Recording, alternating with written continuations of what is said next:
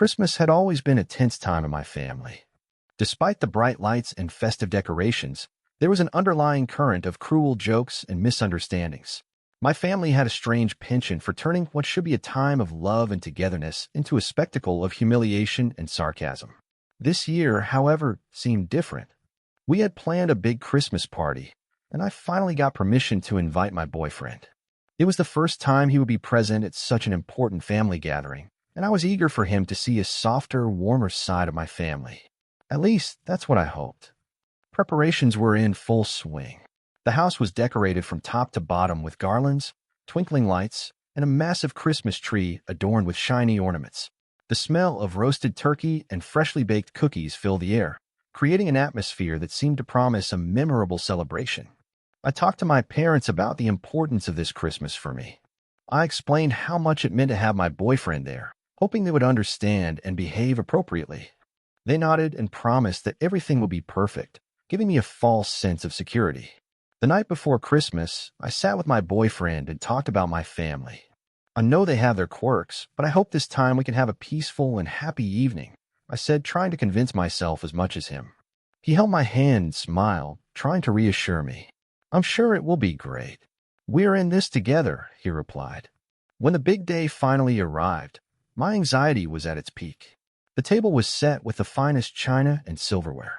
The room was filled with laughter and animated conversations. My parents were impeccable in their festive outfits, and my siblings seemed to have transformed into perfect hosts.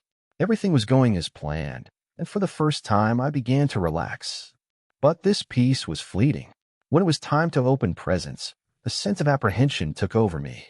There had always been an element of unpredictability with my family, and this feeling only grew when I saw the mischievous smile on my older brother's face as he handed me a box wrapped in gold paper. How will the family dynamics affect the Christmas celebration? Will the narrator finally have a peaceful and happy evening? Find out in the next chapter as the narrator faces the first signs of disappointment and humiliation. If you like following stories, reports, and surprising revelations seen on Reddit, subscribe to our channel and turn on notifications. Opening the presents. The tension in the air was palpable as everyone gathered around the Christmas tree. The first present handed to me came from my older brother, a large, well-wrapped box that looked promising. My heart raced as I tore off the gold paper. Inside, a box displayed the image of a MacBook. For a brief moment, a smile of surprise and joy lit up my face. However, upon opening the box, my heart sank. Instead of a laptop, I found a selection of chocolates. And not just any chocolates, but the ones I despised. The room erupted in laughter. My brother slapped my back, laughing so hard he nearly spilled his wine. You should have seen your face, he exclaimed, as I tried to process what had just happened. My mother, seeing my disappointed expression, shrugged and said, "Oh, darling, chocolate is always a classic gift." Her tone was light, but there was a hint of irony I couldn't ignore. The humiliation started to simmer inside me, but I forced myself to smile and thank them, trying to maintain composure. The jokes and laughter continued as other presents were distributed. My next gift was from my mother. It was a rectangular, heavy package, making me think it might be something special. I tore off the wrapping paper to find a book I had mentioned wanting a few months earlier.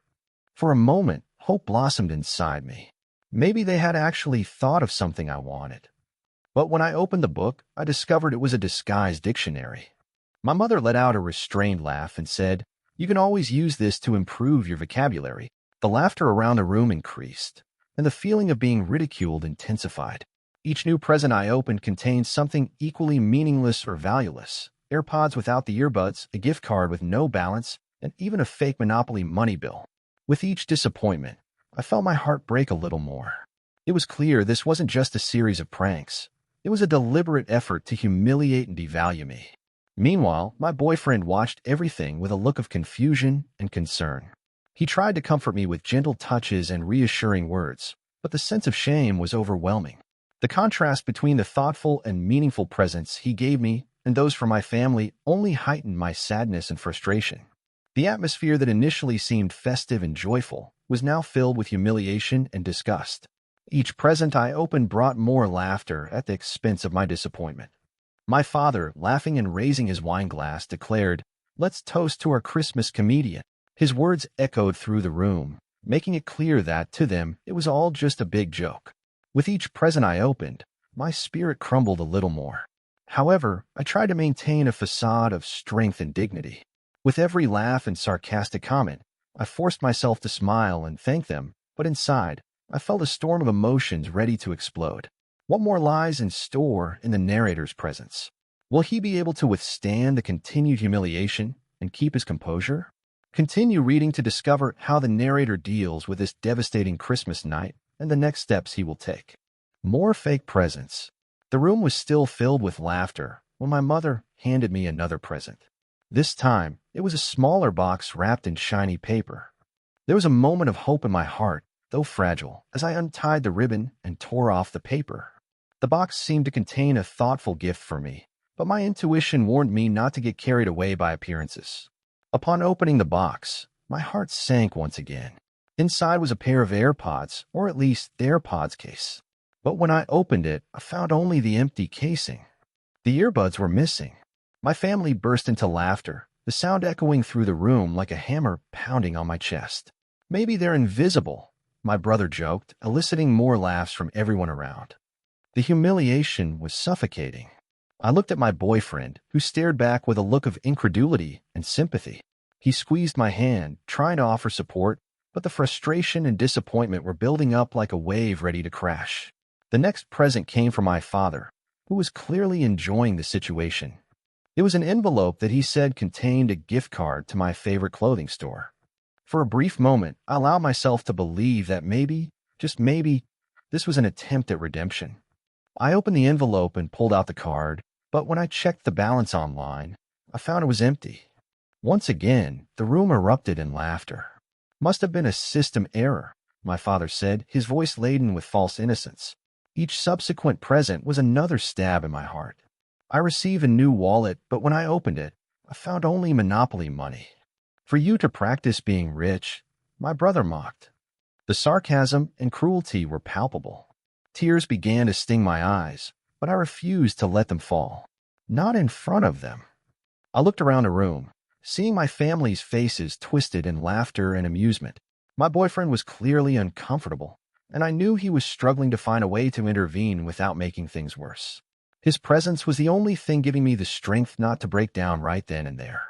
The night seemed endless. Each time a new present was placed in my hands, my stomach churned with anxiety.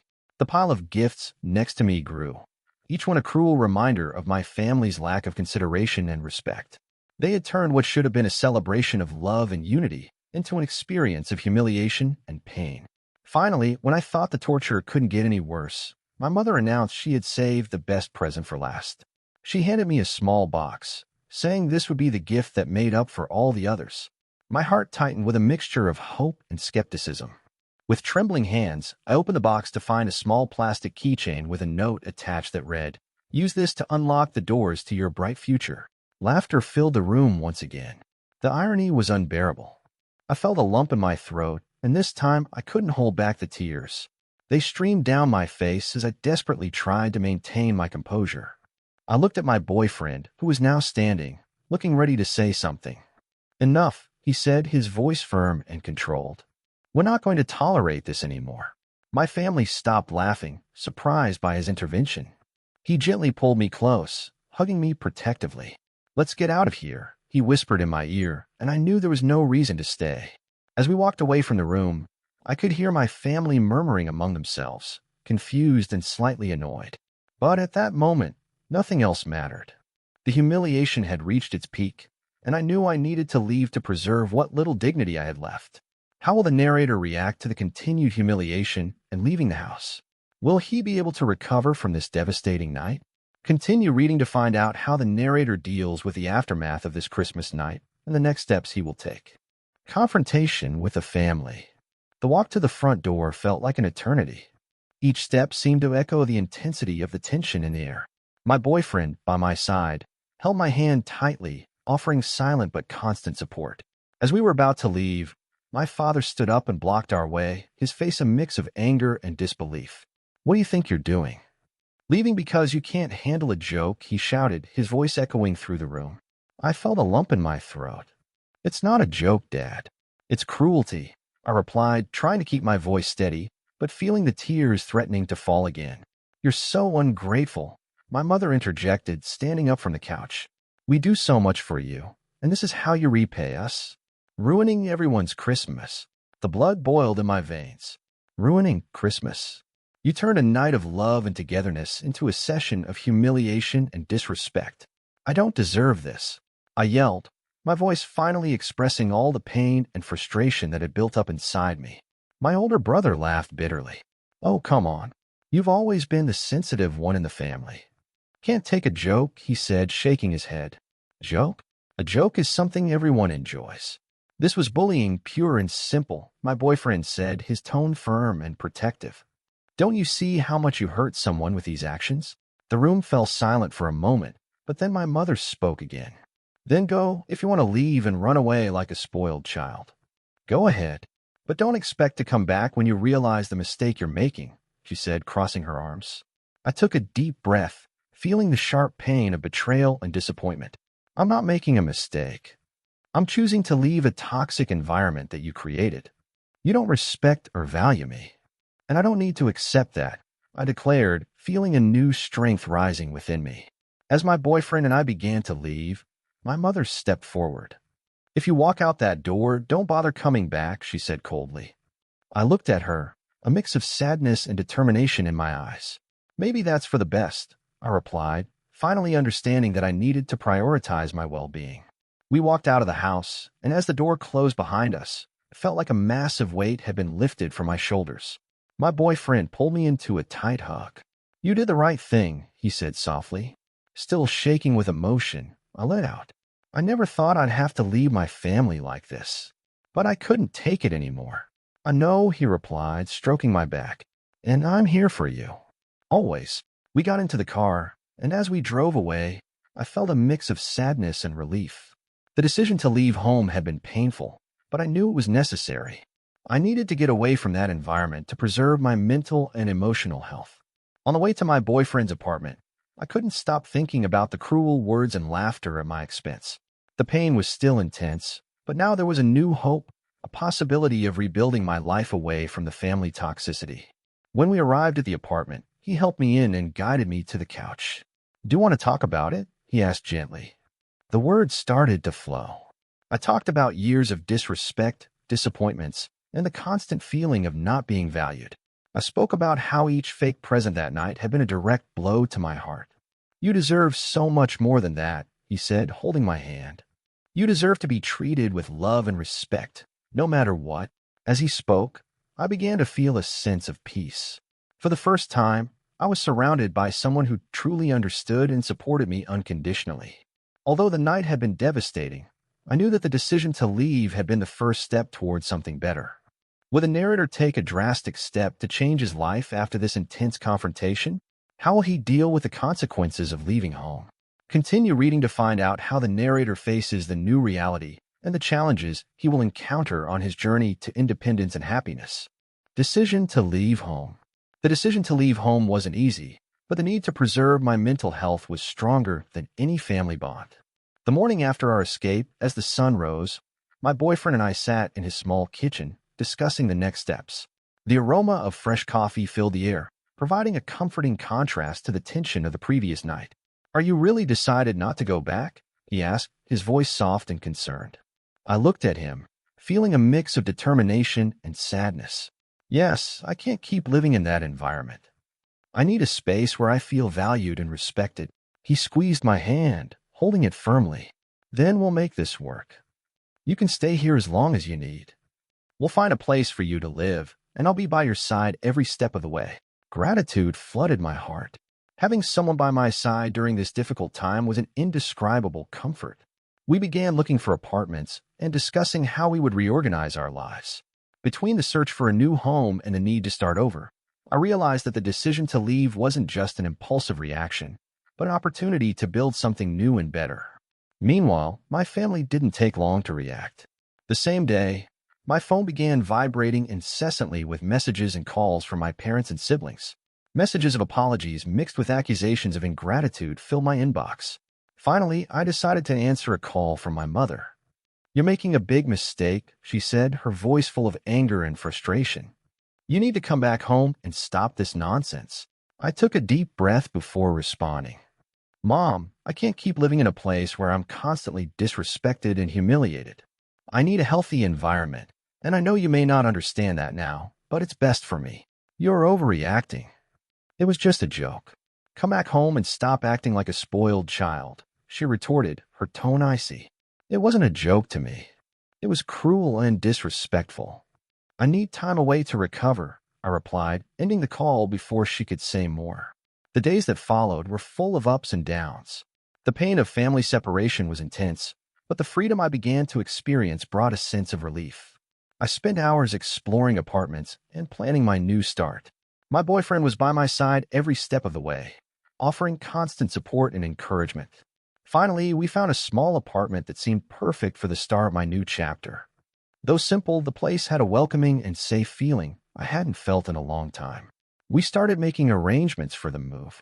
Each box I packed was a reminder of the past and a hope for the future. While organizing the apartment, my mind was still filled with the painful memories of that Christmas night. The humiliation, the disdain, the cruel laughter. But there was also a growing sense of accomplishment as I realized I was taking significant steps to move away from that cycle of emotional abuse. One afternoon, while packing my things, I found a photo album. Flipping through the pages, I saw images of happy moments my family and I had shared. It was painful to realize how those moments had turned into something toxic and unsustainable. I closed the album with a sigh, deciding it was time to create new memories, away from the negativity that had hurt me so much. The move to the new apartment was a significant milestone. On the first night, my boyfriend and I made a simple dinner to celebrate. Sitting on the floor of the living room, surrounded by boxes, we toasted to the new beginning. "From now on, it's a new life," he said, his eyes shining with optimism. As we toasted, a feeling of peace and hope began to settle in my heart. Although the journey had been painful, I knew I was on a right path. I was beginning to build a life where I could be truly happy and respected.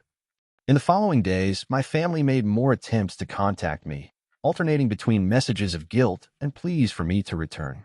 But each time I saw a message from them, I felt a renewed determination to move forward. I knew it was a long road to complete healing, but I was ready to face it. My boyfriend's unwavering support made all the difference. He helped me assemble the furniture, decorate the apartment, and even signed me up for a yoga class to help manage stress. His constant presence and love gave me the strength I needed to keep going. As the days passed, I began to feel more confident and secure in my new life. The apartment transformed into a home full of laughter and love. I started seeing a therapist who helped me process the accumulated pain and anger. Over time, the wound began to heal, and I started to see a bright future ahead. What will the narrator's new life be like away from home? Will he find peace and happiness away from his family? Keep reading to find out how the narrator navigates the challenges of his new life and builds a future full of hope and love. New Christmas with a boyfriend's family. Leaving my parents' house felt like a huge weight had been lifted off my shoulders. My boyfriend welcomed me with open arms, taking me to his parents' house where we would be received to celebrate Christmas. The trip there was silent, but filled with a new sense of hope. We arrive at his parents' house, a cozy home decorated with festive lights and a beautifully adorned Christmas tree. I was warmly welcomed by his family, who treated me as if I had been part of them for years. The difference compared to my own family was striking. The Christmas dinner was filled with laughter, stories, and for the first time in a long time, I felt truly at home. My boyfriend's parents included me in all the family traditions, from gift exchanges to the midnight toast. I received thoughtful and meaningful gifts, such as a handmade sweater from his mother and a photo album to capture our special moments together. The loving and welcoming environment of that house made me realize why I had really missed all those years with my own family. The experience was transformative and gave me a new perspective on what a real family is. That night, I realized that love and respect were fundamental to any healthy family relationship. How will this new experience affect the narrator? Will he find the peace and happiness he always wanted? Find out in the next chapter. When we returned to my boyfriend's apartment, I finally broke down. The tension of the last few days, the pain of the humiliations, and the relief of being away from that toxic environment all mixed together, and I couldn't hold back the tears any longer. I sat on the couch and cried like I had never cried before. My boyfriend sat beside me, holding my hand and offering words of comfort. "You're safe now. You don't have to deal with this alone anymore," he said, his voice full of care and understanding. "I don't know if I can go back to that house," I confessed, feeling a mix of fear and relief. All that pain, those humiliations. "I can't live like that anymore." "You don't have to," he replied. "Stay here as long as you need. We'll find a solution together." His support was a balm for my wounded soul. For the first time, I felt there was a way out, a way to escape that cycle of pain and humiliation. I decided I wouldn't go back home and that I would cut all ties with my toxic family. Will the narrator really be able to distance himself from his family? Will he find the peace and happiness he desires? Find out in the next chapter. Cutting ties with a family. The next morning, I made a definitive decision. I picked up my phone and blocked my parents' and brothers' numbers. I didn't want to receive any more messages or calls that made me feel guilty or tried to manipulate me. It was time to cut all ties with them and start rebuilding myself. "Are you sure about this?" my boyfriend asked, concerned, as I finished blocking the contacts. "Yes, I am. I can't keep living in that environment. I need peace to rebuild my life," I replied firmly. The relief I felt after making that decision was immediate. There would be no more humiliations, no more shouting or cruel jokes. I was free to live my life without the weight of family toxicity. I spent the rest of the day reflecting on my decision and planning my next steps. What will the narrator's life be like from now on? Will he be able to rebuild his life and find happiness?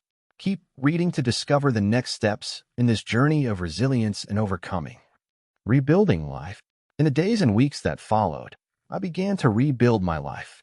I got a new job that gave me financial stability and allowed me to continue my studies.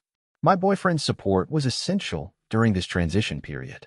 He helped me find a place to live and supported all my decisions. The new routine brought a sense of normality and security I had never felt before.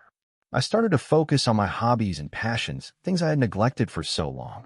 Every day was a new opportunity to grow and rediscover myself. One night, while we were having dinner, my boyfriend asked me, "Do you miss your family?"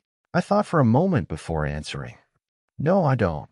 I think I never really had a true family. What I miss is the idea of a family, what it should be.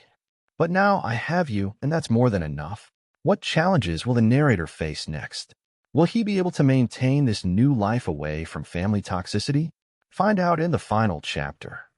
Lasting impact and conclusion. Over time, I realized my story had the power to inspire others. I started sharing my journey of resilience and overcoming, talking about the importance of leaving toxic environments and seeking happiness in places and people who truly matter. My story gained attention, and I began receiving messages from people all over the world who were also struggling with difficult family situations. This gave me a new purpose and a sense of fulfillment. I realized that despite all the pain and suffering, my experience could help others find the courage to change their own lives. Today, looking back, I see that every difficult step I took brought me to a place of peace and happiness I never imagined possible. My journey wasn't easy, but it was necessary. I learned that self-respect and seeking a healthy environment are essential for emotional and mental well-being. What other stories of resilience and overcoming will be shared? Keep reading our channel for more inspiring stories that show the strength of the human spirit.